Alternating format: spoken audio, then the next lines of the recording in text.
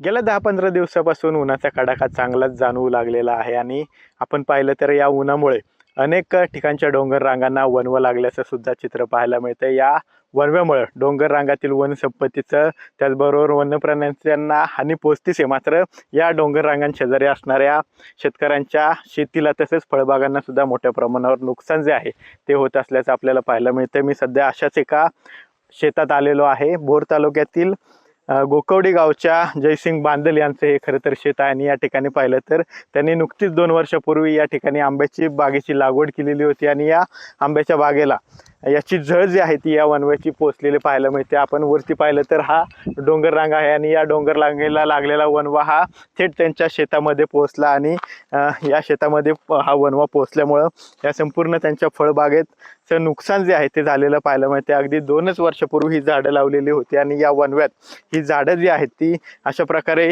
त्यांना मोठ्या प्रमाणावर नुकसान जे आहे ते या झाडांचं झालेलं आपल्याला पाहायला मिळतंय।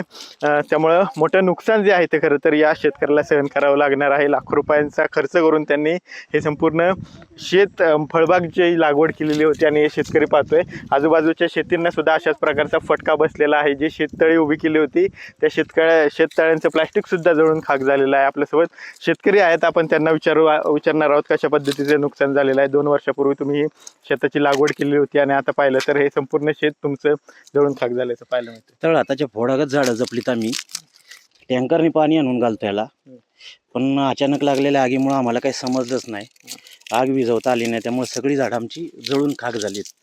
ह्याबद्दल आम्हाला वन विभागाने लक्ष द्यावं आणि आमचे जे काही नुकसान आहे ते भरून देण्याचा प्रयत्न करावा अशी आमची अपेक्षा आहे। रात्रीच्या सुमारास ही आग लागली, सकाळी तुम्हाला समजलं किती आजूबाजूच्या शेतकऱ्यांचं नुकसान झालं, किती आजूबाजूची झाडं किती होती, किती शेतकऱ्यांच्या फळबाग? आता ह्या प्लॉट मध्ये जवळजवळ 150 झाडं होती, आजूबाजूला बी अशी बरीचशी झाडं आहेत। बर आणि अशी रात्रीच्या सुमारास आग लागल्यामुळे आम्हाला काही माहितीच पडलं नाही। ते आम्ही सकाळी आल्यानंतर बघितलं तर हे सगळं जळून खाक झालेलं आहे पूर्ण सगळं। बर आणि शेततळ्याचं बी नुकसान झालेलं आहे त्याच्याबरोबर। कागद बिगद साधारणतः किती शेतकरी होते दादा इथे? किती शेतकऱ्यांची शेती? 15-16 शेतकऱ्यांची शेती, सगळ्यांची बागा जायला टोटल? हा सगळ्यांची। अंदाजे झाडं किती जळलीत काका? झाडं तरी मला वाटते ही 150 झाडं, 100 तसे नाही, सगळे सगळे टोटल सगळ्या शेतकऱ्यांची बागा? नाही जास्त असतील, जास्त असतील। 1000-1200 काय हो. बरं, कसं नुकसान होणार आहे आता? काय मागणी आहे तुमची? किती नुकसान होणार आहे? काय नुकसान तसं भरपूर झालेलं आहे। आता काय 2 वर्षाचे कष्ट आमचे फेल गेले, सगळी झाडं जळली, काय आमच्यात राहिले। पाणी आणतोय। 2 वर्ष झालं टँकरने पाणी घालून आम्ही झाडं जपतोय। 2 वर्ष झालं या लहान मुलांगत आम्ही झाडं जपलीत, तर आता ही झाडं पूर्ण जळली, काय राहिलंच नाही यात। बरं. आम्ही काय आता करायचं? आम्ही करायचं काय ह्याच्याबद्दल?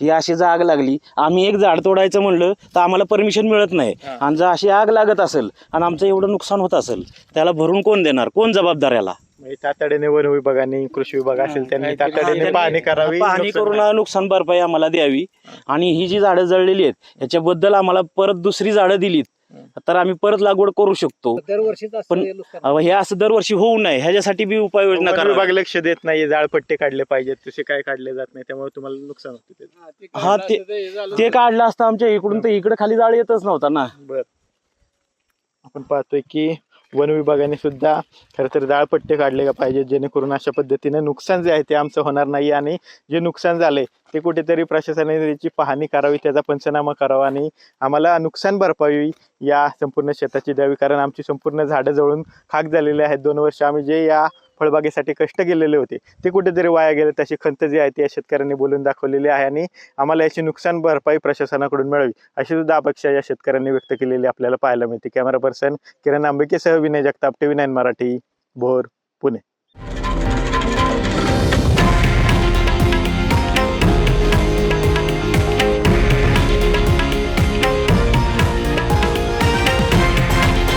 हे आहे देशातील नंबर 1 न्यूज नेटवर्क आणि आपण पाहत आहात TV9 मराठी, एकमेव।